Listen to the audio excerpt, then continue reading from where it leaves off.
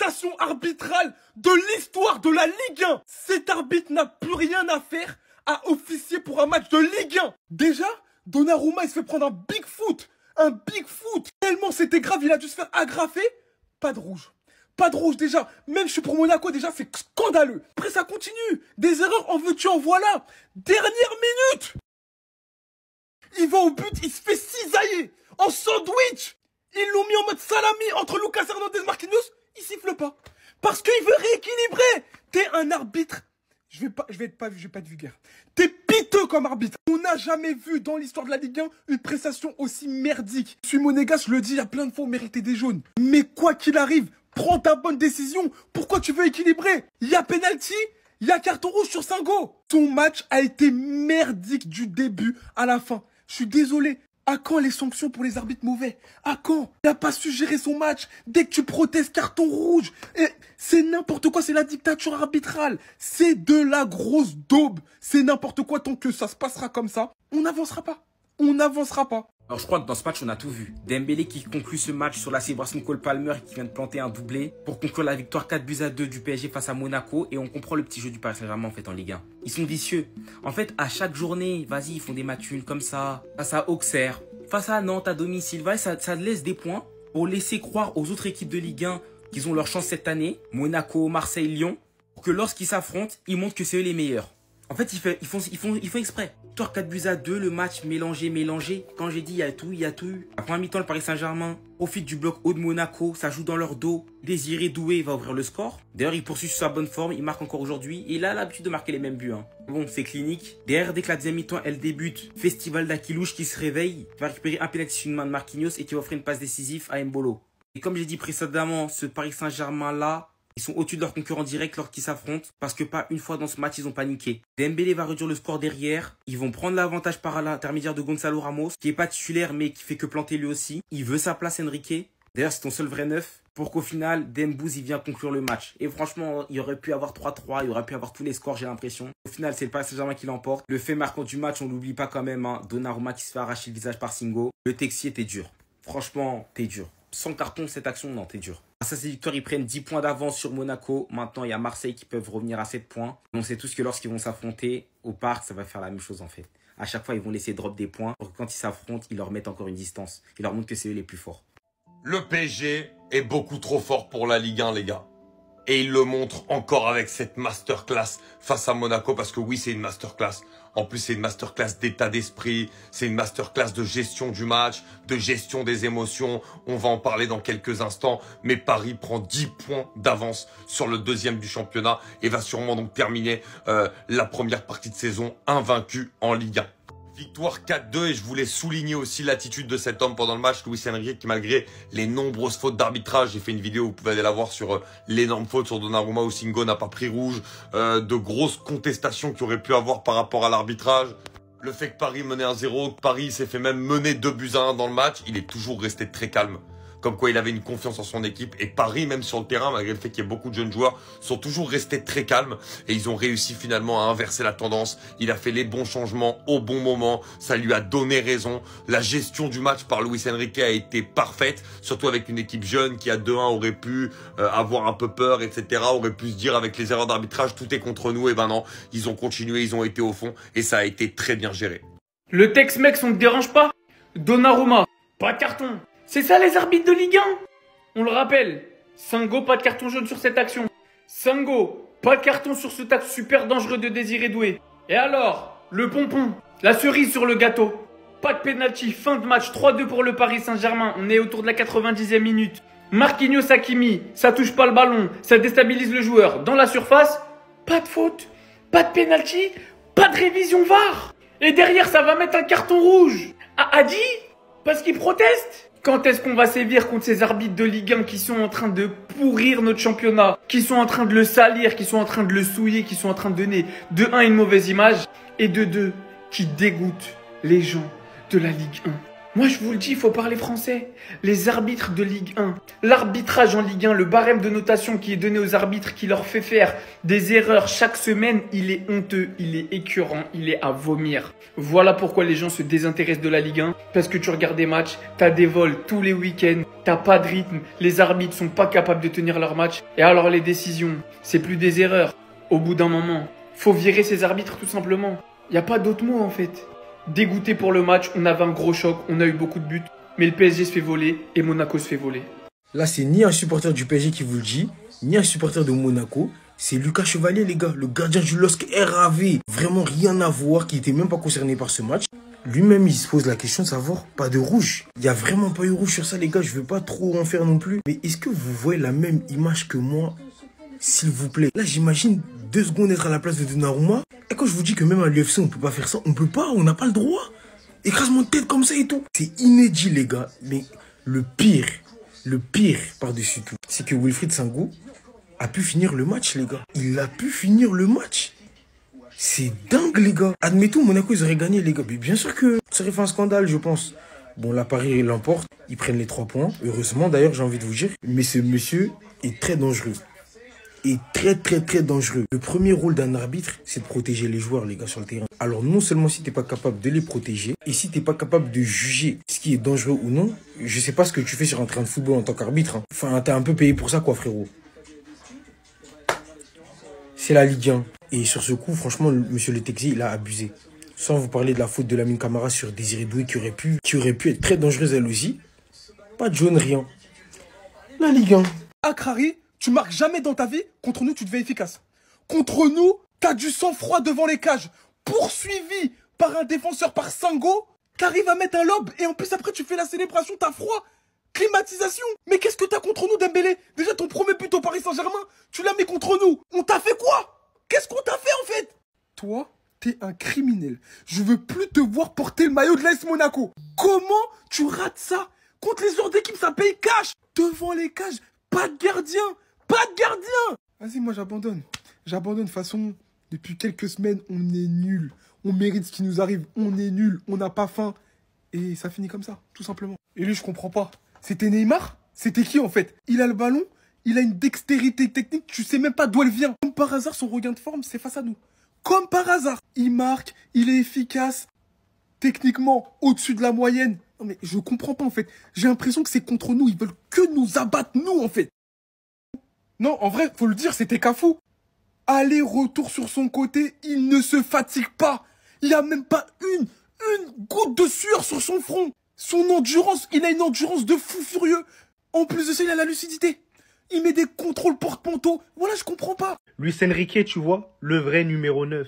C'est lui qui rentre, qui débloque la situation. Victoire du Paris Saint-Germain face à Monaco est entièrement méritée. Alors ça aurait pu se terminer sur un match nul avec Monaco, mais vu les circonstances quand même du match, le Paris Saint-Germain a fait fort, surtout dans la tête. Parce que si on voit cette action-là, ça a été un tournant du match. Singo qui fait une énorme faute, qui doit avoir un carton rouge, mais finalement l'arbitre ne donne même pas un carton jaune. Ce qui fait que le Paris Saint-Germain doit encore plus cravacher pour pouvoir faire la différence face à Monaco. Un Monaco porté par sa jeunesse, Akliouche et Ben Seguir, qui ont été tout simplement exceptionnels. On voit que c'est l'avenir. Et au final, le Paris Saint-Germain, au lieu d'aller regarder ailleurs, regardez un peu dans votre championnat. Dembélé qui arrive à inscrire un doublé et réussit à mettre une panenka.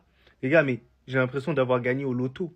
Les gars, mais c'est une dinguerie. S'il n'a pas été exceptionnel en termes de jeu, ce qu'on demande à un avançant, ce qu'on demande à une star, c'est de faire la différence au niveau quantitatif quand ça va pas en termes de jeu. Ce qu'on ne peut pas dire de Bradley Barcola, et ce qui m'a pas étonné aussi, c'est qu'il s'est fait pocket par un joueur tout simplement exceptionnel du nom de Singo qui devait se faire expulser, ce qui a tué complètement au final le match de Barcola. Parce que Singo, et je vous le dis une nouvelle fois, c'est l'un des meilleurs joueurs au monde pour moi sur du 1 contre 1. Il est tout simplement exceptionnel, Singo. Donc honnêtement, c'est triste pour Monaco, mais pour moi, à mon goût, ils ont manqué d'expérience, ils ont fait quelques erreurs à certains moments. Sachant que Marquinhos les a bien aidés, Marquinhos qui a été catastrophique aujourd'hui. Sur les 2 buts de Monaco, il fait une mauvaise relance qui permet d'avoir un penalty par la suite. Alors le penalty, il peut être discutable parce que c'est renvoyé à un joueur à l'autre. Donc voilà, on sait très bien que la règle, elle change en fonction d'eux. Et sur la passe en profondeur sur Akliouche, et Akliouche qui fait la passe décisive, je suis désolé, Marquinhos, il doit être plus agressif. Il doit être plus en phase en termes de placement. C'est vraiment, c'est nul en fait. Donc les gars, donnez-moi vos tops et vos flops en commentaire, mais sinon en vrai, ça va toi ? Ouais, en tout cas, bien, alhamdoulilah. Je passe mon temps chaque année à vous dire que le Paris Saint-Germain en championnat a une difficulté supplémentaire par rapport aux gros clubs et cette difficulté s'appelle les arbitres. Les arbitres ont pour consigne d'empêcher le Paris Saint-Germain de creuser l'écart avec ses poursuivants car sinon l'intérêt du championnat serait totalement perdu. Et bien ce soir vous avez, je pense, l'exemple parfait de tout ce que je vous dis à chaque fois que le Paris Saint-Germain se retrouve dans cette situation, c'est-à-dire en train d'affronter un adversaire qui peut revenir à la hauteur quasiment du PSG, puisque si Monaco l'emportait ce soir, il revenait à 4 points, alors que s'il perdait, il y avait 10 points d'écart. Or, Monaco est l'une des meilleures équipes du championnat, clairement. Dans le cadre de la 16e journée de la Ligue 1, le Paris Saint-Germain s'impose 4-2 à Louis II en terre monégasque, grâce à un doublé notamment d'Ousmane Dembélé et un nouveau but de Gonzalo Ramos, le 3e qu'il enchaîne de suite. Maintenant, jurer son regard énervé, là, c'est pas en ma direction pour dire que no, ferme ta gueule. Tu vois, je sais être méchant quand j'en ai envie. Mais également un nouveau but de Désiré Doué, pareil, qui enchaîne. Le Paris Saint-Germain l'emporte donc grâce à ses hommes forts du moment, enchaîne donc un 32e match de suite à l'extérieur en Ligue 1 sans défaite et termine donc la première partie de la saison en championnat en étant invaincu et en ayant battu toutes les équipes candidates au titre cette saison. Évidemment, ça ne m'intéresse pas vraiment. On va parler de ce que je vous ai dit en introduction, le Paris Saint-Germain face à Benoît Le Texier ce soir. Et oui, je sais qu'il s'appelle François, mais comme toutes les têtes à claques qu'il y avait dans mon collège, je vais l'appeler Benoît ce soir. Acte 1, dans les tribunes du stade de Louis II, on a pu entendre dès le début de la rencontre des insultes envers le Paris Saint-Germain, envers la Ligue et envers Nasser El Khelaifi, comme ce fut le cas dimanche dernier au Parc des Princes lors de PSG Olympique Lyonnais. Sauf que contrairement au match qui s'est déroulé au Parc des Princes, cette fois-ci, le match n'a pas été arrêté par l'arbitre ni par le délégué, alors que nous avait signalé au préalable que l'équipe dont les supporters vociféraient des insultes de façon volontaire et surtout contre la Ligue, se verrait voir le match perdu d'office sur tapis vert. Le Paris Saint-Germain et Benoît Le Texier, acte 2. En première mi-temps, Shingo, déjà averti pour une faute sur Désiré Doué, va littéralement massacrer le visage de Gianluigi Donnarumma. Il n'y a pas vraiment d'autres mots pour qualifier l'acte du défenseur de l'AS Monaco. Donnarumma va être obligé de sortir du match et en même temps quand on voit le visage du gardien italien, c'est totalement légitime. Et pour cette action, Benoît Le Texier ne va infliger aucun carton à Shingo. Dans un monde normal où tu penses à l'intégrité physique du joueur qui vient littéralement de se faire défoncer et non pas à l'intérêt du championnat, tu mets un rouge obligatoirement. Même dans un soir où t'es pas dans un bon soir en tant qu'arbitre, tu mets un minimum un carton jaune. Eh bien, je le répète, Shingo ne va prendre aucun carton sur cette action. Maintenant, je vais vous poser une question. Regardez où se trouve la première entaille sur la joue de Donnarumma. Imaginez, il avait pris les crampons dans l'œil. Je pense que ce soir, Donnarumma perdait tout simplement la vue. Mais l'arbitre a donc décidé de ne donner aucune sanction à Shingo pour ceci. Le Paris Saint-Germain et Benoît Le Texier, acte 3. Rappelez-vous lors de Paris Saint-Germain Arsenal. Je ne me rappelle plus du nom du défenseur italien parce que je suis trop énervé ce soir, qui avait fait une main dans la surface de la réparation d'Arsenal. Et à ce moment-là, on nous avait expliqué que lorsque le ballon touchait le pied d'un de ses coéquipiers avant de rentrer en contact avec sa main, aujourd'hui, l'arbitre avait pour consigne de ne plus siffler penalty. Eh ben devinez quoi? Vous allez jamais deviner. Le ballon va toucher le pied de Pacho puis toucher la main de Marquinhos. L'arbitre va donner penalty à l'AS Monaco. Penalty qui sera transformé par un joueur monégasque. Benoît Le Texier et le Paris Saint-Germain, acte 4. Sorti de Matvei Safonov qui a remplacé Donnarumma dans la cage, puisqu'évidemment il s'est fait lacérer le visage. Il se fera marcher dessus par un attaquant monégasque qui ne freinera pas sa course. C'est donc encore une fois un jeu dangereux. On verra bien la marque qu'il a sur le bras et carrément il lui déchirera son maillot. C'est pour vous dire la violence du choc. Et à votre avis, que s'est-il passé? Eh bien rien du tout. Toujours pas de carton de la part de Benoît Le Texier qui fera comme si de rien n'était. Le Paris Saint-Germain et Benoît Le Texier, acte 5. Camara jouera un jeu très dangereux sur Désiré Doué en plein milieu du milieu de terrain et devant les yeux de l'arbitre. Camara étant déjà averti, cette faute mérite minimum un second carton jaune, pour pas dire un rouge direct. Bien évidemment, encore une fois, Benoît Le Texier décidera de ne pas sanctionner le joueur monégasque. Et enfin, et là c'est bonus total, tu sais la petite cerise sur le gâteau, le changement de Donnarumma et Matvei Safonov. On rappelle que Donnarumma a été changé parce qu'il ne pouvait plus continuer la rencontre, n'a pas été considéré comme étant un changement médical pour commotion cérébrale. Le Paris Saint-Germain avait donc un changement de moins, puisque le changement a été considéré comme un changement normal. Et je vais même soutenir un petit peu Monaco, parce que personnellement, eux, ils y sont pour rien. Ils ont joué leur match, c'est l'arbitre ce soir qui était en mission. À la toute fin du match, il y a une action litigieuse dans la surface de réparation où, avec le ralenti, on voit qu'il n'y a pas pénalty entre Marquinhos, l'attaquant de Monaco, Monaco et Lucas Hernandez. Et l'entraîneur de Monaco, à ce moment-là, il n'a pas les images et il demande à l'arbitre pourquoi il a pas sifflé le penalty. Eh ben, l'arbitre, qu'est-ce qu'il fait? Il l'expulse à 18h parce qu'il estime que l'entraîneur de Monaco lui a manqué de respect. Donc, tous les joueurs du Paris Saint-Germain se sont fait massacrer sur le terrain. Les joueurs de Monaco n'ont pris aucune expulsion. Mais l'arbitre, lui, avec son gros écho de fils de pute, on n'a pas le droit de lui adresser la parole. On n'a pas le droit de lui demander des comptes. Sinon, on se prend un carton rouge. Donc, à présent, reprenez les paroles de mon introduction et expliquez-moi comment je peux avoir tort et comment je peux penser comme cela quand je viens de donc vous faire la liste de tout ce que l'arbitre a tenté de faire pendant le match pour faire perdre le PSG. Si ce n'était pas pour relancer l'intérêt du championnat, c'est sûrement qu'il a dû parier sur une défaite du Paris Saint-Germain, ce qui selon moi est encore plus grave. PTDR, comme c'est bizarre, comme c'est étrange. Monsieur le Texier a refusé de s'exprimer après PSG Monaco. Comme c'est bizarre. Lui-même sait que son arbitrage ce soir c'était exécrable. Il était dégueu, c'était extendo, il était nul les frères. Et autant moi je suis pas vraiment un haters de Le Texier, je suis plus un haters de Turpin. Le Texier je suis assez neutre en vrai sur lui, des fois il arbitre bien.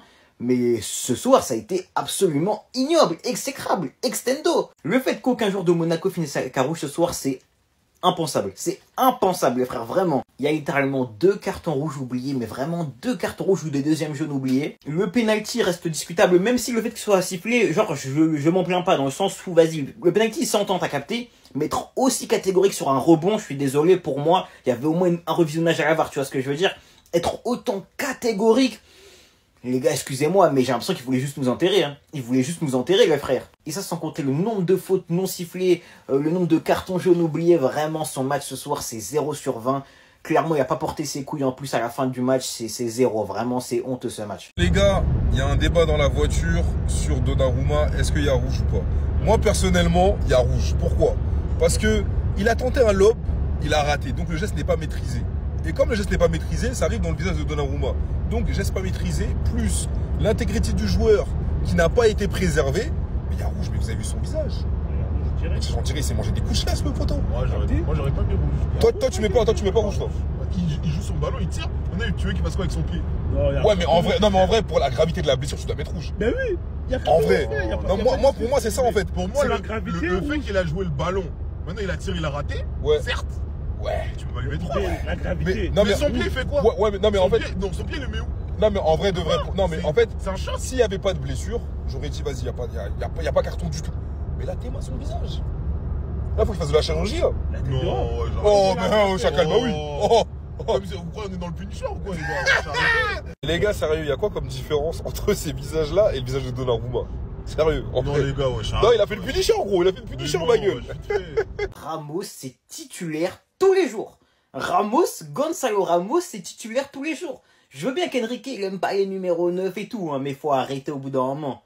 Il faut arrêter au bout d'un moment, les frères. Encore une fois, ce soir, Gonzalo Ramos, buteur sur son entrée. Ramos qui a 5 goals assists en 6 matchs cette saison, les frères. Le seul match où il n'est pas décisif, c'est contre Auxerre, où toute l'équipe est tout simplement mauvaise. Il y a 0-0. Clairement, les frères, Ramos est titulaire. Ramos c'est trop efficace en fait. Ce soir, il t'offre la victoire sur un plateau, sur un très beau centre d'ailleurs, enfin un très beau corner, excusez-moi, de Lee Kangin. Et pareil, en fait, ce soir, il fait une trop bonne entrée. Parce qu'au-delà de son but, il a énormément d'activité, des gros retours défensifs. Il ouvre pas mal d'espace. Franchement, c'est un joueur qui est trop utile. Il pèse sur les défenses. Tout simplement excellent. C'est un bête de neuf, quoi, vous puissiez sentir. Je sais que beaucoup veulent le faire passer pour un joueur de seconde zone, les gars. Ramos, un joueur, il y a quoi, 23 ans, 22 ans. Il est archi jeune. C'est un gros potentiel. Et on le voit bien. Décisif toutes les 90 minutes. Décisif tous les matchs, les gars, depuis son arrivée. Je suis désolé, faut arrêter au bout d'un moment. Dans un monde où Ramos est titulaire indiscutable pour le moment et enchaîne les matchs, c'est un joueur qui te claque, je pense, son bon 25-30 buts par saison, normal. J'ai un avis très risqué. Ah oui, non, direct. Vous voyez le joueur derrière moi, Magnès Akliouche. Ah, déjà, il est beaucoup trop fort au football. Vous voyez, il a fait twerker des pères de famille. Hernandez est rentré sur le terrain, il était totalement perdu. Il se demandait, miskin, il fallait que je reste un peu sur le banc. Ah oui, Luis Enrique, il l'a mis dans la merde même. Comment il dribble les joueurs, double contact par-ci, par-là. Marquinhos, 106 ans d'expérience en Ligue 1. Il le fait twerker normal. Facile pour lui. Pour lui, c'était comme dans la cour de récréation. Il est beaucoup trop fort. Et pour moi, il foudroie tellement Barcola. Ah oui, ce joueur-là, il est en capacité d'éliminer les joueurs qu'il souhaite sur le terrain. Imaginez-vous, il choisit l'Algérie. Mais ce sera trop une dinguerie pendant la CAN, mais ce sera exceptionnel. Mais c'est un diamant brut. Donc le Paris Saint-Germain, au lieu d'aller regarder par-ci, par-là, allez recruter Akliouche. Supplément Lookman. Voilà, des deux côtés, bon, vas-y, ça va être méchant. Ça va être agressif. Et en plus, vous avez un bon numéro 9, c'est terminé. Paris Saint-Germain peuvent obtenir Ligue des Champions, pourquoi pas. Ce gars-là, c'est l'avenir. Si t'aimes le football, t'es obligé d'aimer Akliouche. Et en plus, les deux additionnés, c'est trop. Wesh, Ben Seguir. Ben Seguir aussi, c'est un bijou, mais c'est trop. C'est le football. Mouah. Le match de Marquinhos ce soir, c'est... Waouh! Waouh! Marquis qui retrouve ses mauvais démons en seconde mi-temps. Son match, il est honteux. Le match, il est honteux. Heureusement, on gagne. Hein, parce que si on avait perdu, c'est à cause de lui et de l'arbitre. Son match, il est ignoble. En vrai, il fait une bonne première mi-temps. Première mi-temps assez correcte en vrai de vrai. Il est bon sur son vis-à-vis et assez intéressant, je trouve. Sa seconde mi-temps, par contre, les gars, waouh, c'était super grave. Il est clairement responsable sur absolument les deux buts. Sur les deux buts, il est responsable. Le premier but, relance ignoble du pied gauche sur Akliouche, les frères. Et au final, penalty provoqué par lui-même. Super. Sur le second but, attentiste de ouf. Il fait semblant de défendre. Comme ce qu'il fait déjà de temps en temps. Et ça, c'est un truc que j'aime pas avec lui. C'est que des fois, voilà, il fait semblant de défendre. Il fait semblant de défendre. Il a un placement bizarre. Il est pas du tout agressif sur le porteur. Il est ultra passif. Et en fait, ça mène à un centre qui mène à un but. Littéralement, les gars, dégueulasse sur l'action, encore une fois. Et sur la fin de match, les gars, heureusement que le Texier devait se faire pardonner. Hein, parce qu'il y avait tous les jours penalty. Il y avait tous les jours penalty. Tacle non maîtrisé, touche pas la balle. Il fait tomber le joueur. Les gars, il y avait penalty. Heureusement, le Texier avait fait tellement de dingueries qu'il devait se rattraper. Et il pouvait pas donner penalty maintenant, ça aurait été abusé, tu vois. Parce que sinon, Marquinhos, les gars, aurait été responsable des 3 buts du match. Il a été ignoble ce soir. Vraiment, le gros flop du match. Dégueulasse. Et ça que j'aime pas avec lui, c'est que tu vois, après le premier but, tu sens que le mec s'est mis à paniquer, il faisait n'importe quoi. Et il y a beaucoup d'actions, même qui n'ont pas mené à des buts, où il est en retard, où il est mal placé, où il se fait prendre de vitesse, où il y a une mauvaise lecture de la balle. Tu vois, vraiment trop mauvais. Oui, Dembouz, merci Dembouz. Vous savez, hein, je suis le premier à tirer sur Dembélé, mais quand il est bon, je vais être le premier à le dire également. Super match de Dembélé, et même globalement, excellent depuis 3 matchs. Ça fait plaisir, ça me fait plaisir les frères. Non, parce que les gens aiment trop me faire passer pour un haters en mode je tire sur un joueur gratuitement. Alors que pas du tout. Si le joueur est bon, je vais toujours être le premier à le dire. Et ce soir, Dembélé, c'est ce que j'attends de Dembélé en fait. Et même le dernier match, c'était pareil. Un Dembélé qui joue avec un jeu bien plus épuré. Il joue simple, il n'en fait pas trop. Tu vois, c'est ça que je veux voir de Dembélé. Je ne veux pas un Dembélé qui dribble pour dribbler. Vu que les gens veulent nous inventer que des fois c'est le meilleur joueur du monde alors qu'il fait des matchs de merde. Mais vu qu'il dribble plein de joueurs, on dit oh ouais, Dembélé super. Non, non, il est nul des fois, mais la soirée il est bon. Avec un jeu simple, pas trop de dribble, pas, non, il a joué simple. C'est ça qu'on veut de Dembélé, un Dembélé qui est efficace, un Dembélé qui est mature dans son jeu, un Dembélé qui a un sens du jeu tout simplement. Ce soir, Dembélé c'est excellent, comme c'est excellent lors du dernier match. Et même s'il n'a pas mis son doublé, il aurait quand même fait un bon match, vous voyez? C'est ça que j'attends de Dembélé. Là, il a fait un super match, son début de saison est quand même excellent en termes de stats, les frères. 15 matchs, 8 buts, 6 passes D, 14 goals assist en 15 matchs, les gars, c'est tout simplement excellent, faut se le dire. Lorsque Dembélé n'est pas surresponsabilisé, comme je le disais il y a encore quelques semaines, Dembélé est bon. Il ne faut juste pas lui donner les clés de l'attaque. Dembélé, c'est un joueur qui doit jouer les compléments en attaque, qui doit être un joueur de complément et non pas la clé de l'attaque. Ce soir encore, il est un joueur de complément et fait un super match. Il fait un super match. Donc bref, mes Joe, en espérant que ça continue comme ça, parce que quand Dembélé joue comme ça, et dans cette forme-là, avec un jeu bien plus épuré, comme je répète, il est excellent. Merci Dembouz. Énorme victoire du Paris Saint-Germain, 4 buts à 2. Waouh, waouh, j'ai bugué. Énorme victoire du Paris Saint-Germain, 4 buts à 2 face à l'AS Monaco, les frères. Et il faut se le dire, il y a eu 2 hops dans le match. 2 personnes ont voulu nous tuer. D'abord l'arbitre. L'arbitre a voulu nous tuer, les frères. Moi, vous le savez, hein, je me cache jamais derrière l'arbitrage. Mais ce soir, Monsieur Le Texier, c'est 0 sur 20 son match. 2 cartons rouges oubliés pour AS Monaco à la fin du match. Je suis parisien, mais Marquinhos, c'était penalty. C'était penalty, il a tellement bousillé Mbolo. Pour moi, c'était carton rouge. Enfin, c'était penalty, je veux dire, excusez-moi. Mais bon, voilà, on a quand même gagné la victoire 4 buts à 2, ça fait plaisir. Et d'ailleurs, on parle de Marquinhos, hein, sa seconde mi-temps, mais terroriste. Bachar al-Assad, c'est une dinguerie ce match. Bref, énorme première mi-temps de Désiré Doué, vraiment, pour moi, c'était l'homme fort de la première mi-temps avec Achraf Hakimi. Achraf Hakimi, pour moi, c'est l'homme du match. Vraiment, homme du match, Achraf Hakimi, beaucoup trop fort ce soir. Bête d'activité, passeur, enfin vraiment trop fort ce soir Hakimi. Dembélé aussi, gros top sur une vidéo sur lui. Je suis le premier à lui tomber dessus, mais quand il est fort, il faut se le dire, ce soir, il était vraiment très bon. Et Ramos, entrée splendide, vraiment bête d'entrée. Aussi gros big up au milieu parisien ce soir. Neves fait un très bon match en tant que central gauche. Warren, très bon match globalement, beaucoup d'activité, des bons retours défensifs. Vitinha, fidèle à lui-même, incroyable. Et Ruiz, pas dégueu ce soir. Ruiz, pas dégueu ce soir. Du côté de mes flops, je vais mettre Barcola qui fait malheureusement pas un super match. Marquinhos, énorme flop. Ce match-là, ah là là, c'est quoi ça? Sa seconde mi-temps, mais il s'est chié dessus. Responsable sur les 2 buts, en fait, faut se le dire. Et Lee Kang-in, j'ai pas été trop fan de l'entrée non plus, c'est vrai que je le défends beaucoup, mais pas bonne entrée pour ma part.